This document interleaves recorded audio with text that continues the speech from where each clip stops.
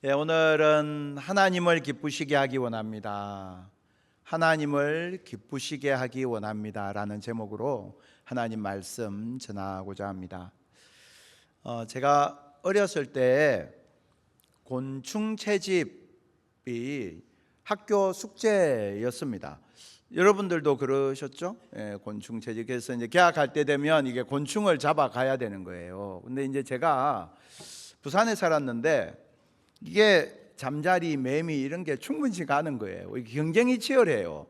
아이들은 많은데 이게 뭐 그렇게 잠자리, 매미 잡는 게 쉽지가 않은 거예요. 그래서 그때 되면 제가 참 무척 고대했던 때가 있었습니다. 언제냐 하면 우리 외갓집 가는 날.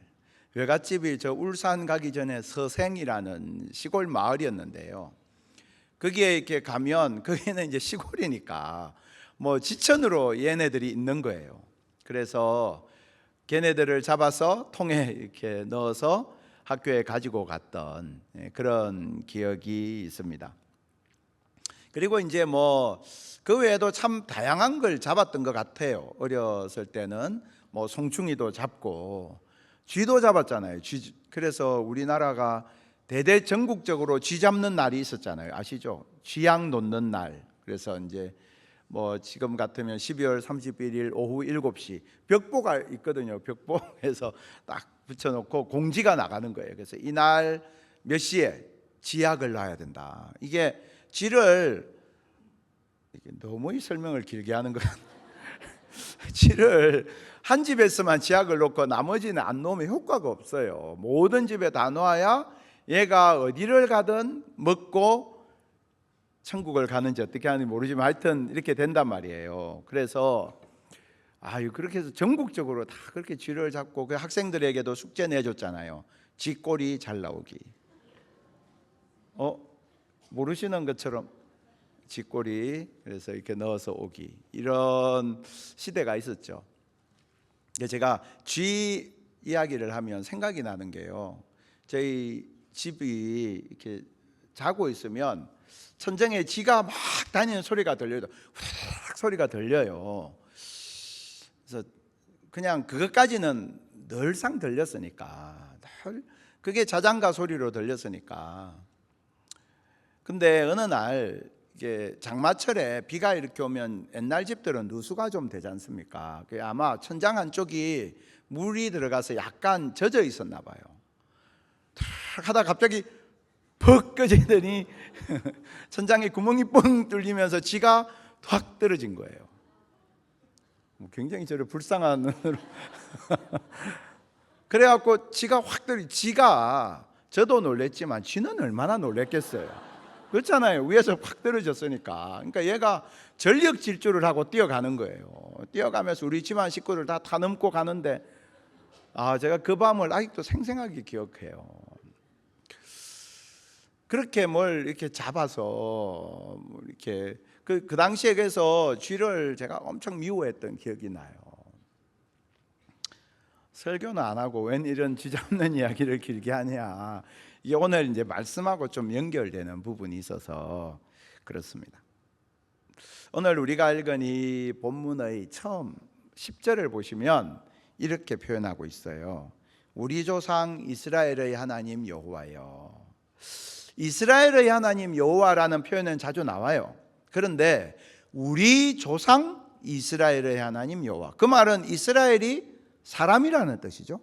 우리 조상 이스라엘의 하나님, 그러니까 사람이라는 뜻이잖아요. 그럼 이스라엘은 누구를 말할까요?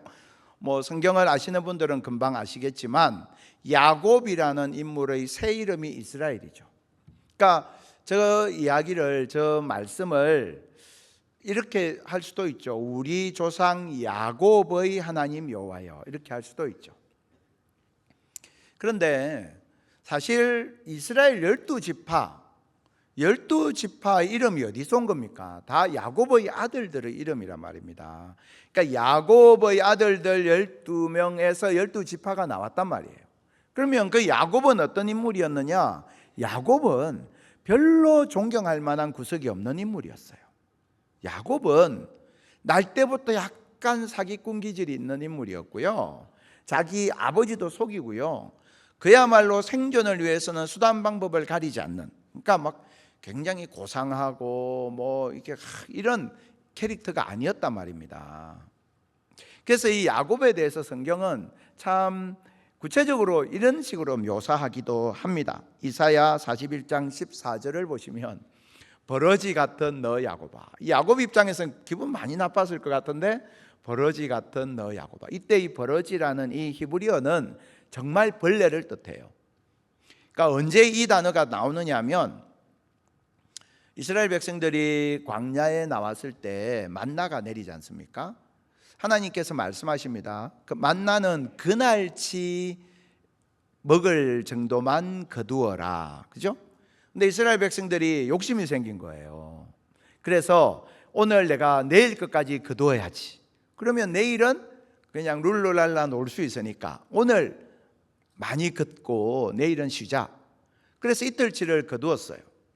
다음날 아침이 됐더니 어떻게 됐죠? 다음날 먹으려고 남겨뒀던 것에서 성경에 보면 뭐라고 되어 있느냐 하면 벌레가 나고 냄새가 났다. 그때 이 벌레라는 단어가 이사야에 나오는 버러지라는 단어와 같은 단어예요. 그러니까 예를 들면 우리가 음식을 오랫동안 두면 거기에서 벌레가 나오잖아요. 때로는 구더기도 나오고 뭐 이게 나오잖아요. 그런 것처럼 이 버러지 같은 너 야곱아라고 할 때 버러지라는 단어는 그런 단어예요. 여러분 사시면서 그런 생각이 들 때가 혹시 없으셨나요? 그래서는 안 되겠지만 내 인생이 정말 벌레 같다. 내 인생이 너무나 가치 없고 하찮게 느껴지신 적은 혹시 없으셨습니까? 때때로 그런 경험을 하게 될 때가 있어요. 어렸을 때도 그런 경험을 해요. 여러분 자녀들이 해맑게 깔깔거리는 모습을 보면 그렇지 않을 것 같은데요, 생각해 보십시오. 성도님들 어렸을 때 그러지 않으셨나요? 저도 어렸을 때 저희 내면을 생각해 보면 그 작은 녀석이 무슨 그런 고민과 걱정이 있었겠습니까마는 나름대로는 고민이 많이 있었던 기억이 나요. 열등감도 있고요, 또 상처도 받고요, 마음에 학교 가기 싫다 막 그런 생각이 들 때도 많이 있었고요. 그런 나 자신에 대해서 그런 느낌을 가지게 될 때가 많이 있죠. 어른이 돼서 내가 직장 생활을 하고 사업을 하면서도 마찬가지로 내 인생이 정말 가치 없고 무의미하구나 그런 생각 들 때가 있다는 말이죠. 한 달 전에 출판된 책 한 권 소개하려고 하는데요. 김미경은 여러분 잘 아시는 유명한 강사이죠. 김미경의 딥마인드라는 책입니다. 김미경 강사는 전형적인 자기개발 강사예요.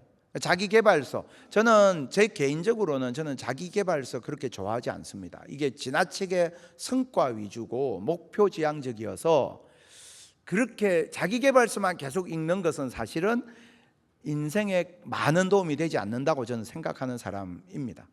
근데 저 책을 보면 좀 독특한 부제가 붙어 있어요. 이런 부제인데요, 열심히 살면 모든 것이 좋아질 줄 알았다.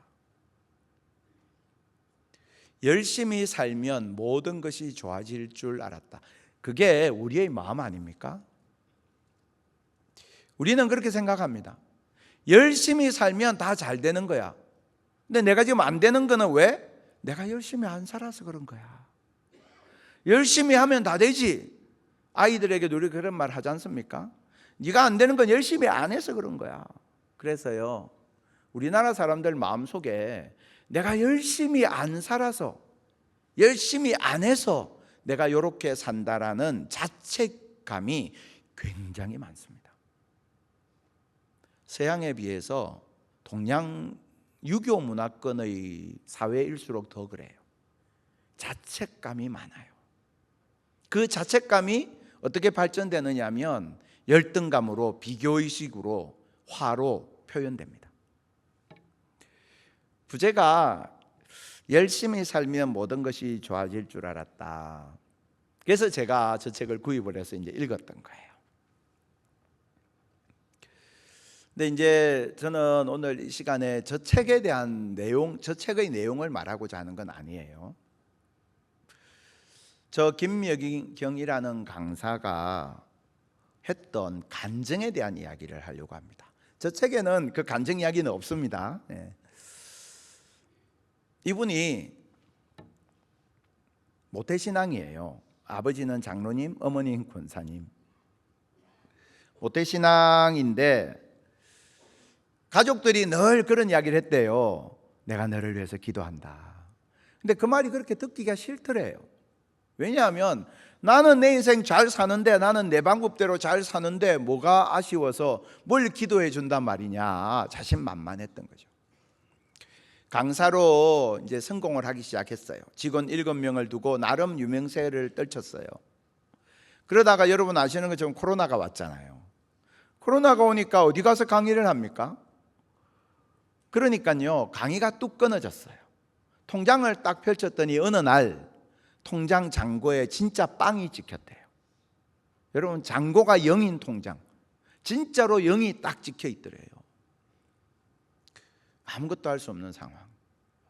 그때에 이분이 막 연구를 하기 시작한 거예요. 그래서 어떻게 할까? 그러다가 인터넷 강의를 개발하게 된 겁니다. 못 모이니까 인터넷으로 컨텐츠를 올리자. 근데 이게 대박이 난 거예요. 직원 7명이었던 회사가 얼마 지나지 않아서 직원 100명이 됐어요.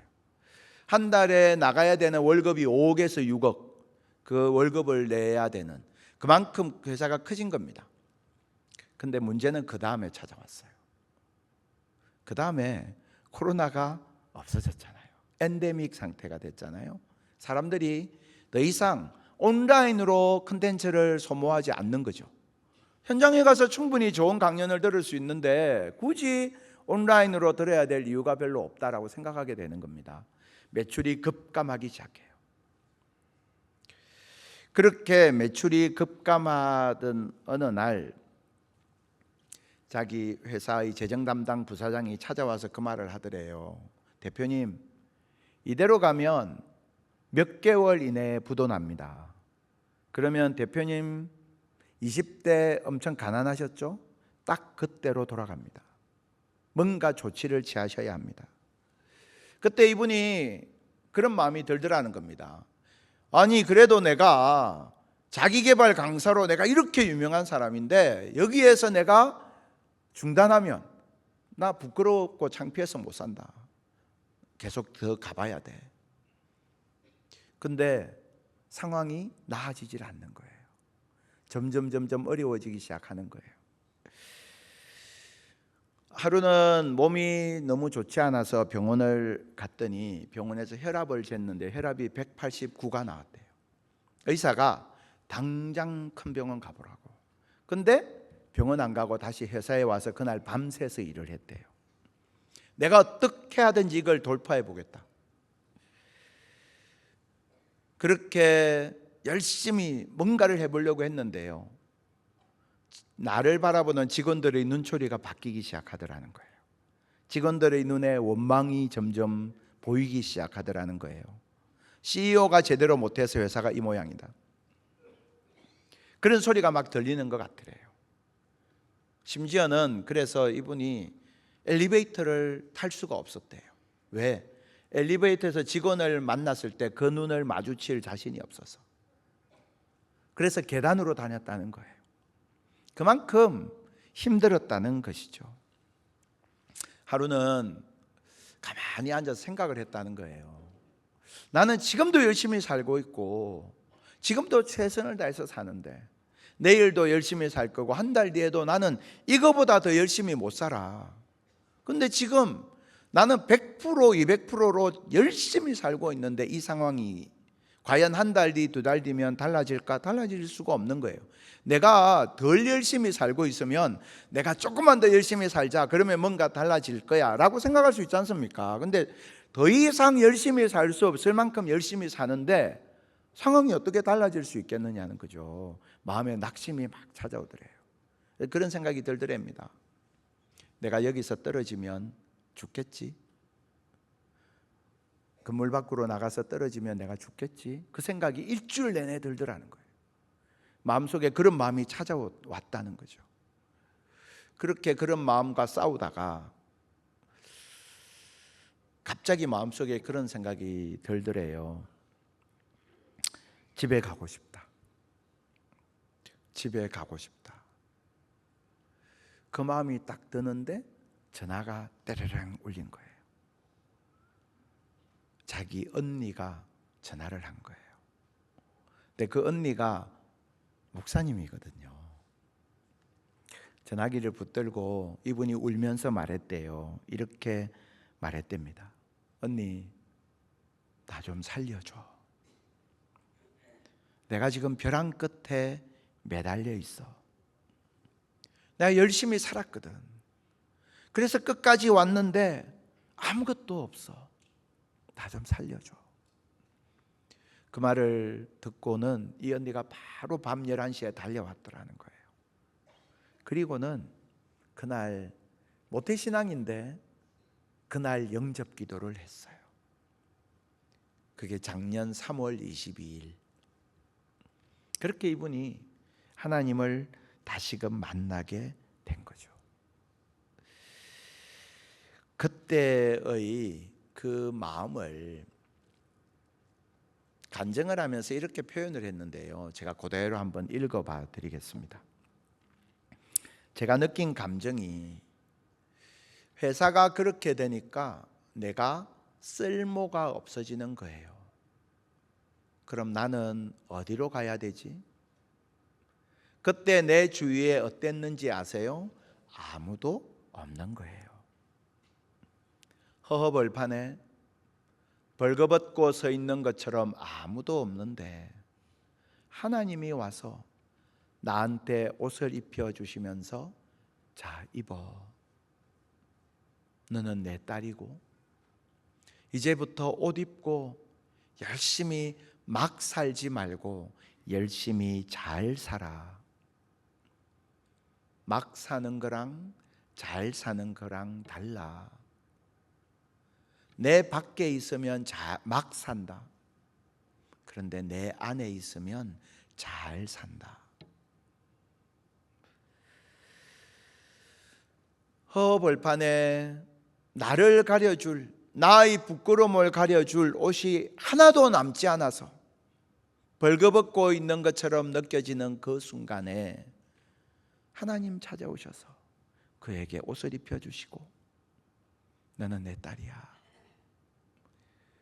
열심히 사는 게 중요한 게 아니고 내 안에서 열심히 살아야 돼. 예수님 안에서 열심히 살아야 돼. 그러면 막 사는 게 아니라 잘 살게 돼. 그 주님의 음성, 그 주님을 만나게 됐다는 거예요. 여러분, 우리가 열심히 사는 거 중요해요. 그러나 주님 안에서 살아갈 때 막 사는 게 아니라 잘 살게 되는 은혜가 우리 속에 필요한 것입니다. 여러분, 그래서 우리 한번 고백해 볼까요?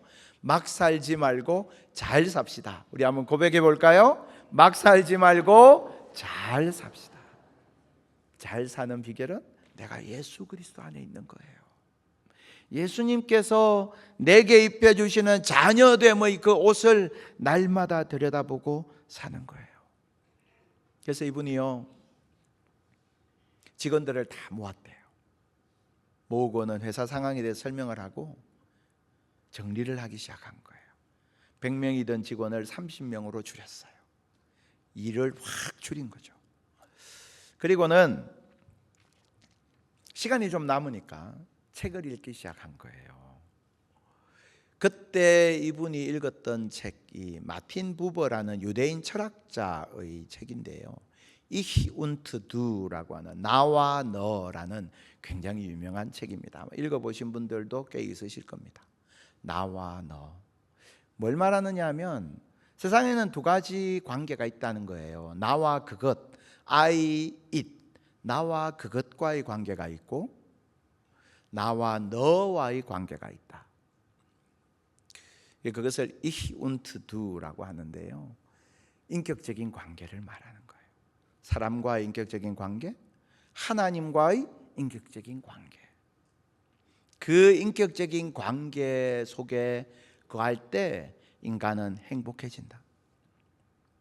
그래서 이제 이분이 그렇게 표현을 했어요. 내가 만난 이 하나님을 안 믿는 사람들에게 전해야겠는데 어떻게 전해야 될까 생각하다가 이렇게 자기가 붙들게 된, 만들어낸 개념이 딥 마인드라는 책이에요. 혹시 그 책을 사시는 분들은 보시면 거기 나오는 딥 마인드라는 게 결국 하나님이에요. 그렇게 표현을 한 거예요. 어디에서 착안했느냐 하면 마틴 부버의 나와 너라는 그 개념에서 착안했다라는 거죠. 때때로 우리가 정말 내가 내 인생이 버러지 같은 너 야고바라는 음성을 들었던 것처럼 그렇게 가치없게 느껴질 때가 있어요. 그런데요, 아까 우리가 이사야서 41장 14절 버러지 같은 너 야고바라는 부분까지만 읽었지 않습니까? 하나님께서 버러지 같은 너 야고바, 너는 아무 가치도 없어, 너는 쓸모없어, 너는 저리 나가버려, 이렇게 말씀하셨을까? 그 뒤를 끝까지 읽어봐야 돼요. 이사야 41장 14절 그 뒤를 볼까요? 버러지 같은 너 야고바, 너 이스라엘 사람들아, 그 다음에 뭐라고 말씀하십니까? 두려워하지 말라. 나 여호와가 말하노니 내가 너를 도울 것이다. 내 구속자는, 너희 구원자는 이스라엘의 거룩한 이다. 버러지 같은 너 야고바라는 이 하나님의 음성은 그를 꾸중하는 음성이 아니었던 거예요. 너는 너가 버러지같이 가치 없다고 느끼느냐? 아니야. 나는 너를 내 자녀로 귀하게 여겨.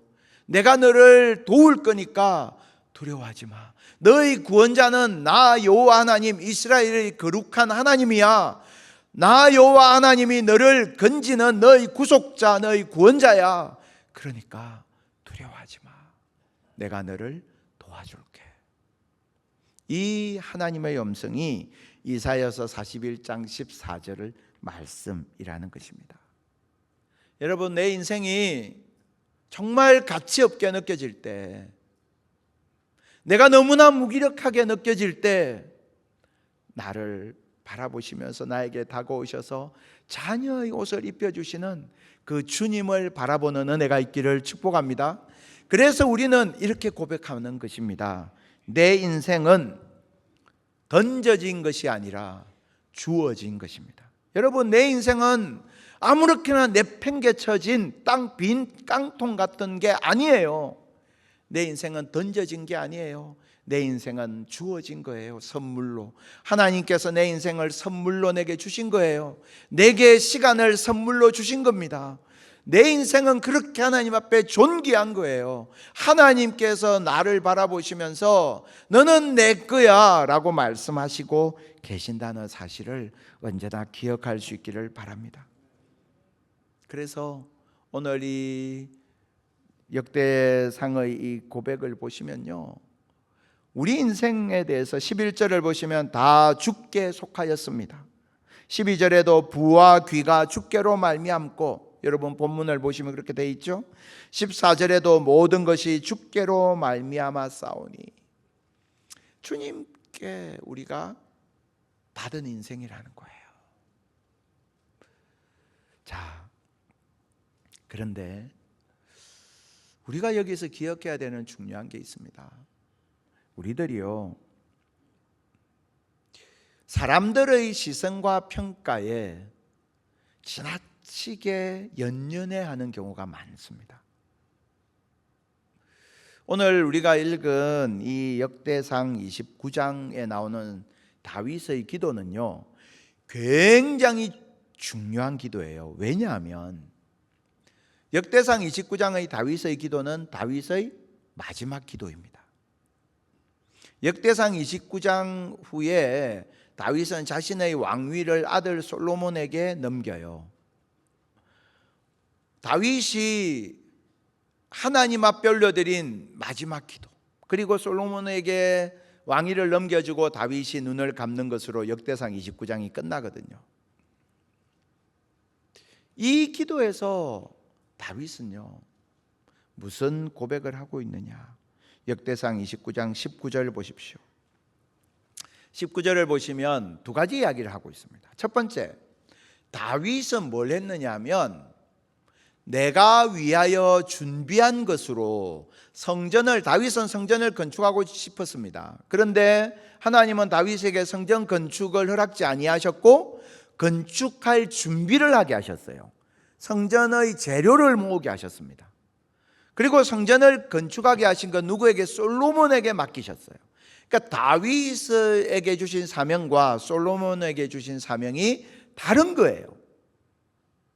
마찬가지로 하나님은 우리를 바라보시면서 동일하게 우리를 이끌고 계십니다. 나에게 주신 사명과 저 사람에게 주신 사명이 다른 거예요. 그렇기 때문에 비교하고 경쟁하는 건 의미가 없는 겁니다. 하나님께서 다윗에게는요, 다윗이 성전 건축할 재료를 착실하게 잘 모아놓은 것을 보고 칭찬하셨어요. 솔로몬은 아버지가 모아둔 그 성전 재료로 성전 건축을 잘한 것을 놓고 칭찬하셨어요. 다윗에게 야 너는 성전도 안 지었잖아 꾸중하시지 않으셨고요. 솔로몬에게 야 너는 아버지가 다 모아놓은 거 가지고 성전 지었잖아 그렇게 책망하시지 않으셨어요. 각자에게 맡겨주신 사명과 역할이 달랐고 하나님은 그 각각을 보시고 그 인생을 긍정해 주셨다는 것입니다. 왜냐하면 우리 인생은 어디로부터 온 겁니까? 하나님으로부터 주어진 것이기 때문입니다. 하나님으로부터 내가 왔기에 내 인생의 최종 평가자는 누굴까요? 하나님이에요. 내 인생에 대해서 최종적으로 인정하실 분은 누구냐? 하나님이라는 거예요. 그래서 우리가 이렇게 고백하기를 원합니다. 내 인생의 근원 되신 하나님을 기쁘시게 하기 원합니다. 여러분 우리 이 고백 같이 한번 해볼까요? 내 인생의 근원 되신 하나님을 기쁘시게 하기 원합니다. 아멘. 이것이 저와 여러분의 참된 중심의 고백이 될 수 있기를 축복합니다. 여러분 오늘 본문에 보면 이 부분이 나와요. 역대상 29장 17절에 보시면 하나님께서 뭘 기뻐하신다 했습니까? 정직을 기뻐하신다라고 했어요. 다윗이 고백합니다. 내가 정직한 마음으로 이것을 주님께 드렸습니다.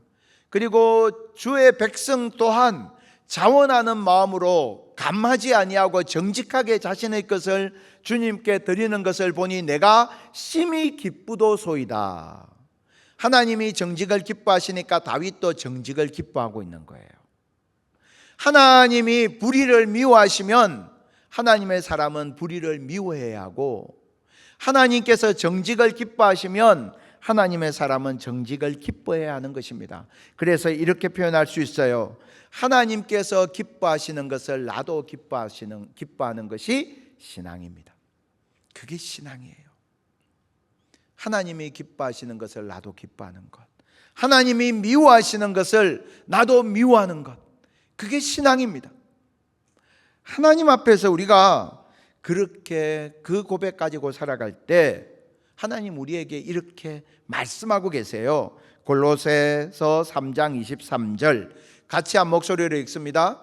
무슨 일을 하든지 마음을 다하여 주께 하듯 하고 사람에게 하듯 하지 말라. 아멘.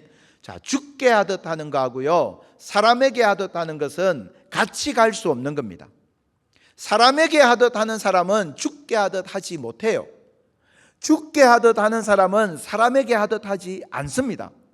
사람의 시선과 평가를 의식하는 사람은 주께 하듯이 자기 인생을 살아드릴 수 없어요. 주께 하듯 하는 사람은요 사람들의 시선과 평가가 어떠하든지 사람들이 볼 때든 그렇지 아니할 때든 동일한 자세로 살아갑니다.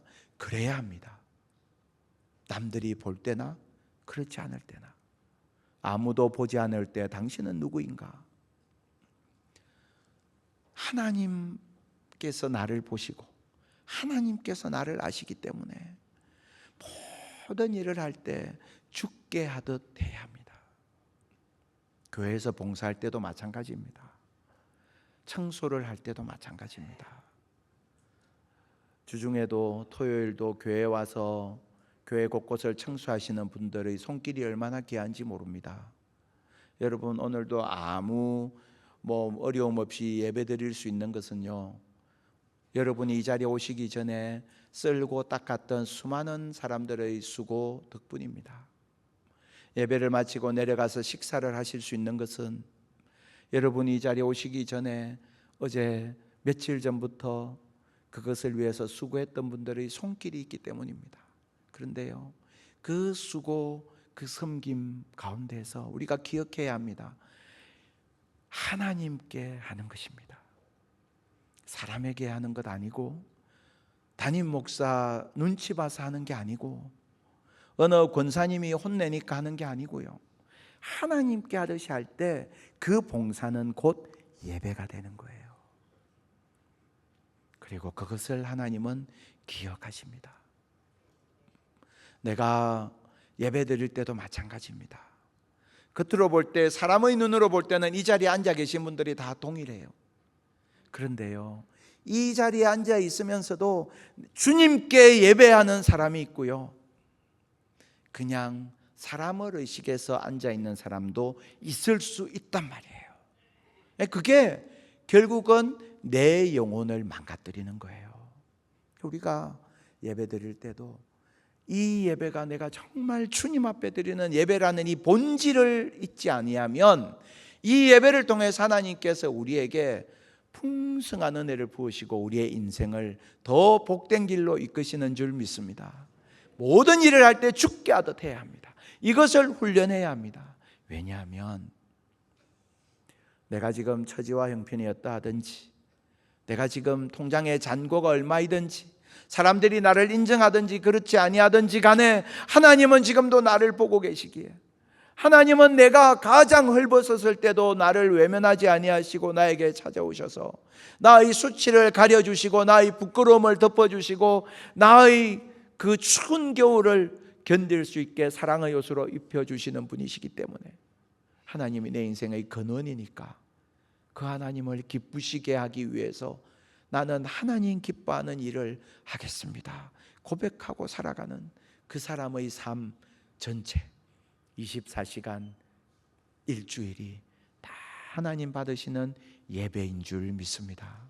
여러분, 오늘도 우리가 하나님 예배하고 하나님 앞에 이 한 주간 살아가실 때 하나님을 기쁘시게 하기 원합니다. 이 고백으로 살 수 있기를 바랍니다. 내 생의 마지막 한 달 우리가 함께 메시지를 묵상하고 있습니다. 역대상 29장의 다윗의 기도는 거의 마지막 기도였습니다. 내가 하나님 앞에 오늘도 살아갈 때 내 마지막 날로 살아가는 은혜가 있기를 원합니다.